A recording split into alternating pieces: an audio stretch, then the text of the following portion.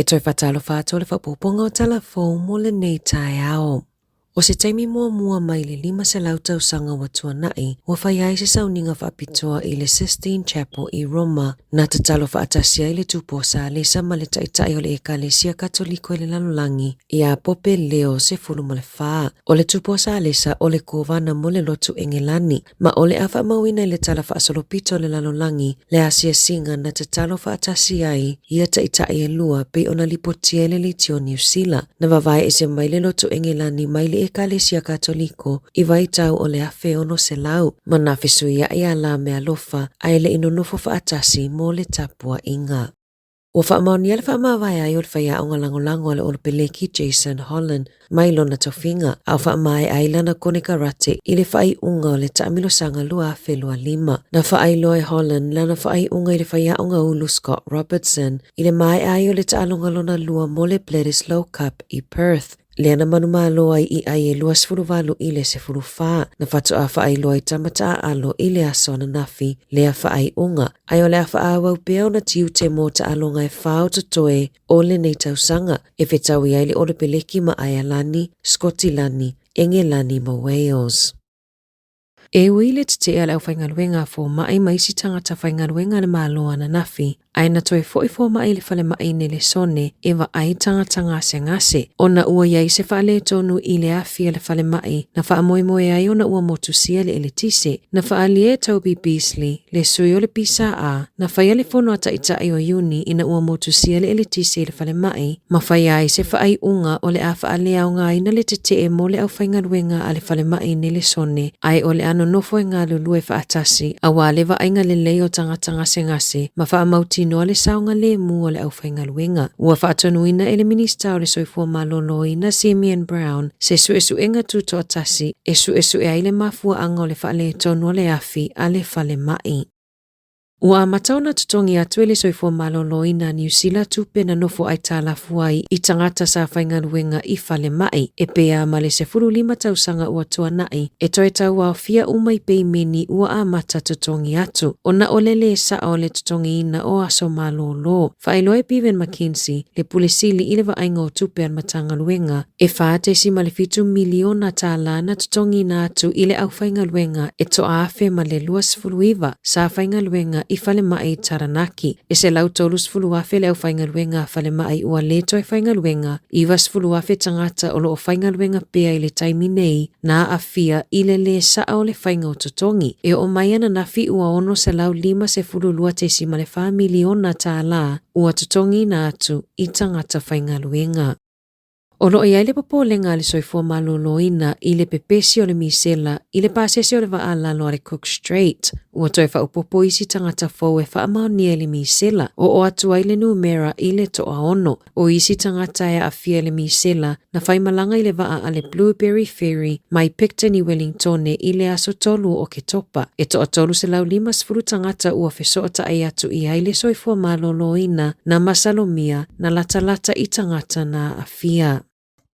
E le tali tonu si mua wa manumalo le au solo te i manatu malangona o tangata lau tele. I se whamatalanga si mua i lunga le News Talk said pi le tai au nei, na ia whaali ai e tele atu isi si i tanga o tutongi a fōma i mawhaia onga, na i loo le toa tele o isi au tutongi la fonga.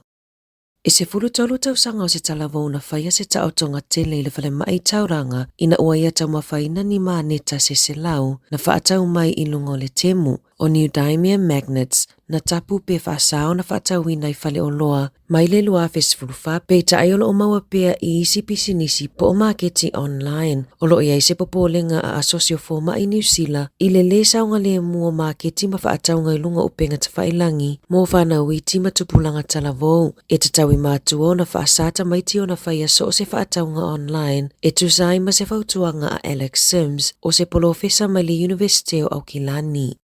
E whaitau afe a ingai o mai le tai au nei o lo motusia pele e le tise o no timunga mamatangi malolosi ai mai se i Wairarapa, Canterbury, Otago, Southland ma Tararua. E silia ma leono se lauwala au na wha o atu i le au nanga tali atu i wha lawe wha fosei mo se fesosoani ai mai se lawa i le motu i saute.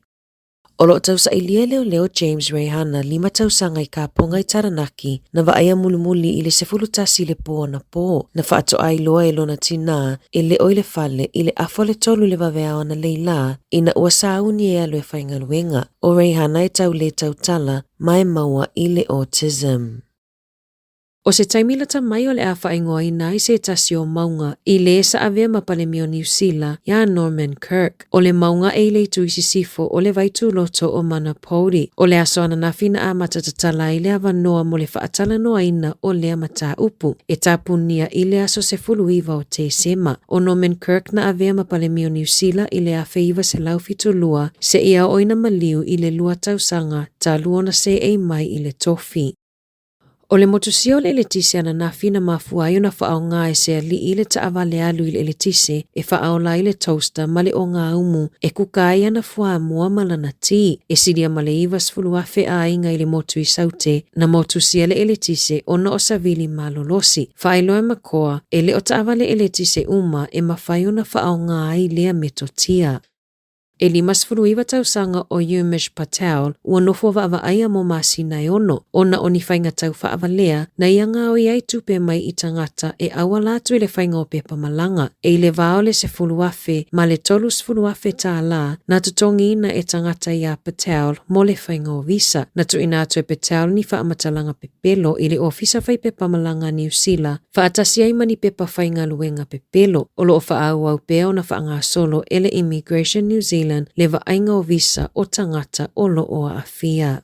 Tala mai le Pasifika, ua wala au taitai o le Pasifika ina ia whaamalo sia polisi i awa malosi matapaa. O le vai aso nei na whaatastasiai i fiti, minista o le soifua malolo ina mai i atunu e tolus fuluvalu, mo le fonotanga lona fitus fuluono, a le soifua malolo ina le lalolangi, mo le Pasifika i sisifo. O nisio mata upu na laua lunga i le fonotanga, na vaaiai i le whaamalo sia o polisi mo le tapaa, ma le awa malosi, e tau fia ma whaaititi ai whaama i le pepesi i le Pasifika. I li poti mai le WHO na manino ai o le awa malosi na mafua angata atele e mafua ai whaamai ma malili wai tangata i le lalolangi. I le luafes fuluiva e silia ma le fase lau valu 5 afe tangata maliliu i le Pasifika mafua mai i le awa malosi. O ali i e le vao le tai lua se fulu i le lua iwa tausanga le matutua e whaapea o le tasi mai le 5 e maliliu mafua mai i le awa malosi. O ngase